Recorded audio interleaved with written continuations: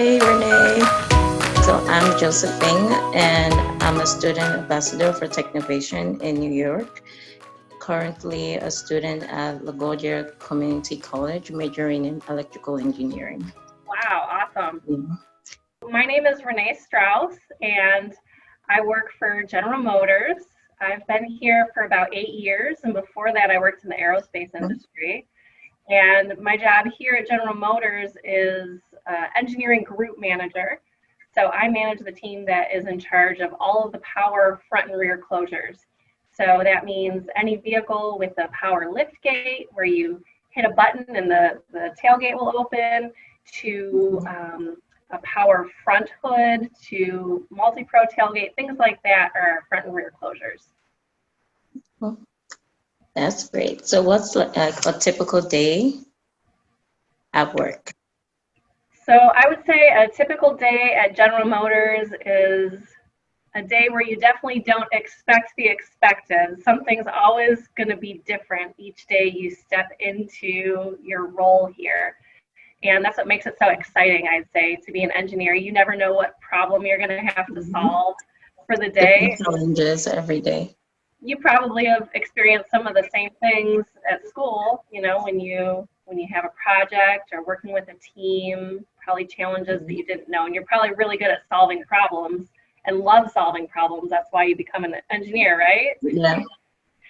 So I like solving problems also. I think that's what really drew me to engineering to begin with. I think that it wasn't necessarily a passion for cars or a passion for airplanes, as I was at one time, but it's more of a passion for solving problems or getting to the bottom of something. Yeah, same thing. So you love the challenges at work, but are there any ones that like are complicated for you? Like, yeah, so I need people like you on my team because the electrical challenges are really difficult. Electrical is a big challenge for me because I'm a mechanical engineer and I have a mechanical background. But a cool thing about being in my space for power front and rear closures is that you not only have to know the mechanical part of it, but you have to know the electrical part of it too. So you have to have sort of a hybrid skill set. And I think that kind of plays into what we were talking about. You never know what challenge you're going to find when you walk in the door. I think that another challenge that I have is getting enough people on my team who can have both of those skill sets. So definitely looking for people like you who have a passion for engineering and a passion for electrical and can multitask and work on teams and things like that is a big deal for us. oh, that's me. Good. So what were your career ideas growing up? How did you decide you wanted to go into aerospace engineering? So I guess let me ask you first, what was the first thing you wanted to do when you were growing up? Oh my, Mine's embarrassing, so if I'm going to tell you, I have to know yours first. I wanted to be a banker. A banker? Or an accountant. No, a banker or an accountant. Okay, that's... Yeah, because I loved math. So like, oh, I love calculations and everything. Well, I also loved working on computers and electrical devices, but I never considered engineering for me because to me it wasn't like something I could do as a girl. But look at you now, and you're doing it. That's awesome. So I started out with thinking of becoming an accountant before I decided to do electrical. That's very cool. I wanted to be a tightrope walker in the circus. I loved dance, and I loved, there was, you know, on Disney, there was a show called Dumbo's Circus, and there was a cat that used to walk the tightrope, and I just thought it looked... The elephant, right? Yep, Dumbo. There's like the elephant, and then there's a cat, and there's a dog on the show. It was a special TV show. It wasn't the movie. And wow, I think I'd be a really good tightrope walker. So why not? But that changed. I don't think I can do that. But I think growing up, the first time I really remember anyone saying anything about an engineer, my 5th grade teacher, who was a woman, okay, had these little puzzles in the back of the room, And if you finished your work early, you got to go and do a puzzle. So I remember going to get this puzzle, and I put it together and I brought it up to her desk, and we would get like a little prize if we completed the puzzle. And I completed it, and I remember she said, "Oh, you would be a good engineer." And I remember like sitting there thinking, I was like, I don't even know really what that means, to be an engineer. So that was really, I mean, 5th grade, that's pretty late, honestly.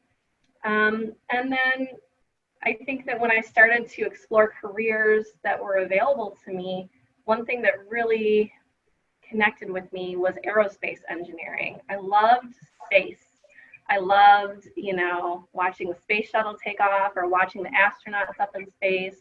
And I thought there was so much possibility because we don't know where space ends and we haven't explored all of it yet. So it's like, wouldn't that be cool if I could build things that would help me explore space? And I went with it, and I got a degree in aerospace engineering from the University of Michigan. Yeah. And it was a really fun time. I loved going to school. I loved learning about everything. And I think one thing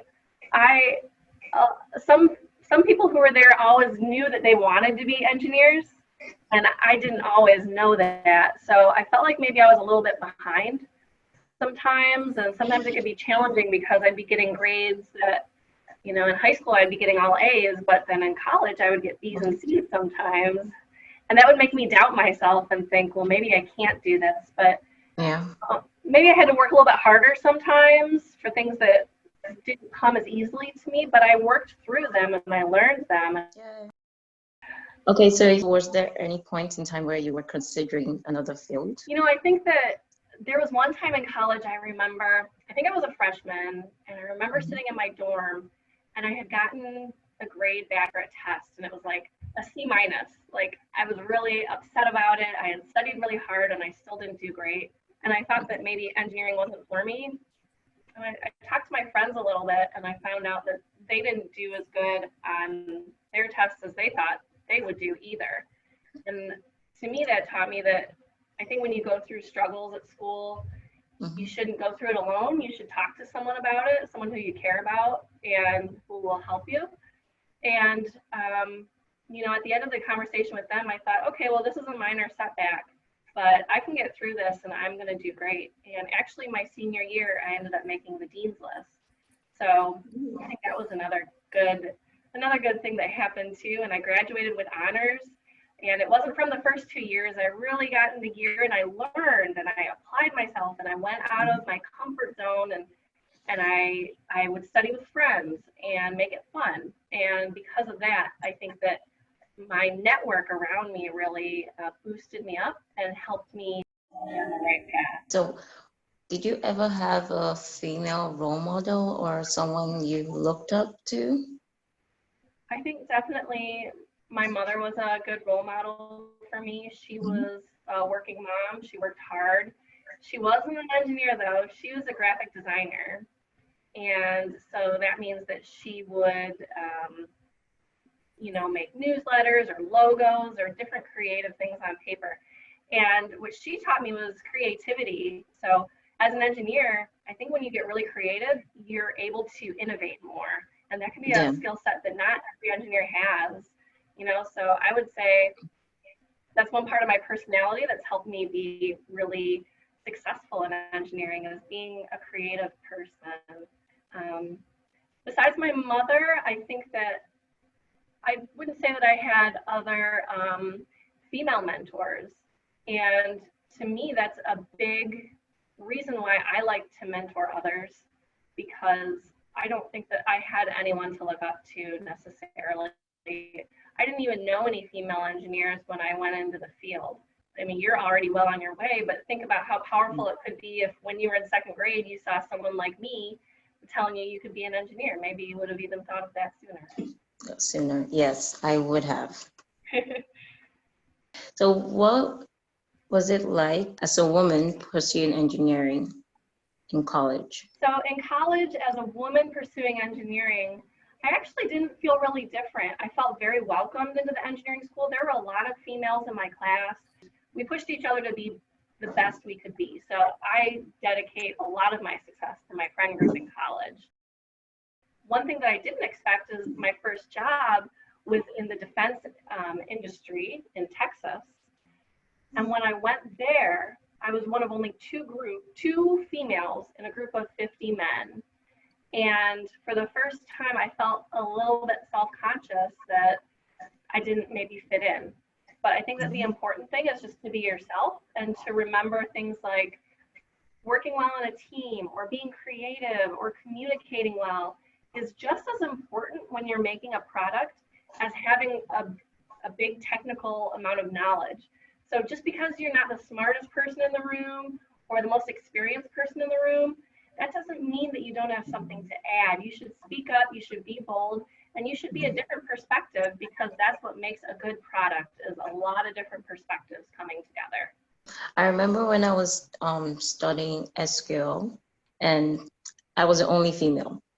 So the professor asked the question in class, and like all the male in the room who were much older than me couldn't answer. And I knew the answer, and I was like, they can't answer. So how do I think I, a female who is much more younger than them, how do I think I know the answer? And I don't know what doubted yourself, didn't you? Yes, I did. I don't know what pushed me.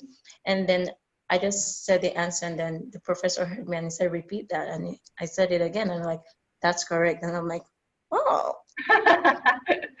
That's awesome. I love that story. And I think that speaks a lot about you, about being bold and about saying those things.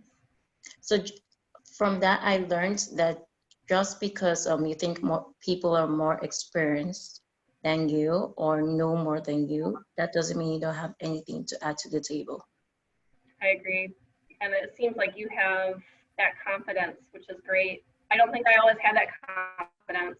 Are there initiatives at your work that focus on recruiting women into STEM roles? Yeah, so there are actually a lot of initiatives at General Motors that are looking to recruit females into STEM roles. So one of the great things that I get to do at General Motors, not only am I involved in our future products and keeping customers safe and giving a good customer experience, but I also get to follow my passion here, and that is getting women into STEM. So I am the lead of the GM Women STEM outreach team. And that means that I get to go out to schools and try to improve our community by reaching out to young girls and telling them, hey, you know, I really think that you can do this. And look at me, I did it too, you can do it. And oh, by the way, the woman at the top of our company did it too. You know, we have some great role models here at General Motors. My director is also a female. So I think that just telling our stories, sharing parts of ourselves, and then doing some different creative fun activities is definitely a way to help encourage young girls to come into these areas. Do you ever experience the sense that there are different standards set for your performance? That's a good question. So are there different standards for a male versus a female? You know, sometimes when a female can be maybe a little bold, we can be given labels like bossy or something like that. I'm sure you've heard some of them. Yes, I have. And I don't think that's a fair label, but you know what? I'm willing to work through that. And to be honest, most people won't ever think that about you. And I think that when you're willing to go out of your comfort zone and try something different and achieve results, that speaks for itself and people respect you. So I would say that the vast majority of interactions I have as a female engineer are really great, and I really enjoy coming to work every day. It's a place where I feel safe and included. It's a place where I feel very valued. And to be honest, I am the female leader of an entire team of men, and they respect me because I'm part of their team and we work together. I'm not, you know, just the leader. I'm a member of the team too, and I help them when they need to be helped, and that will gain respect in the team. So what is something you wish you knew as a young woman about getting a job or getting opportunities? I would say, as a young woman, one thing that would have been really helpful to understand is that in order to be a great leader, you don't necessarily have to know the most about something. Yeah. You can be a great leader by being the best organized person, or maybe the best person at holding a budget, or the best person at motivating others on your team. You don't have to know every detail. What you want to be is the most empowering person in the room. You want to empower those around you to take ownership and to be leaders in their own space. So to me, I wish that I hadn't always looked at being a leader as the smartest person in the room, but rather the most empowering person in the room who's going to bring the best out of every individual. Thank you. Thank you, Josephine. It was really nice to meet you, and I hope that we get to talk again really soon. It was really nice talking to you. I really learned a lot, especially to be myself, be courageous, and even though I feel overwhelmed sometimes, I should know it's worth it at the end. Yep. Let's start making her story.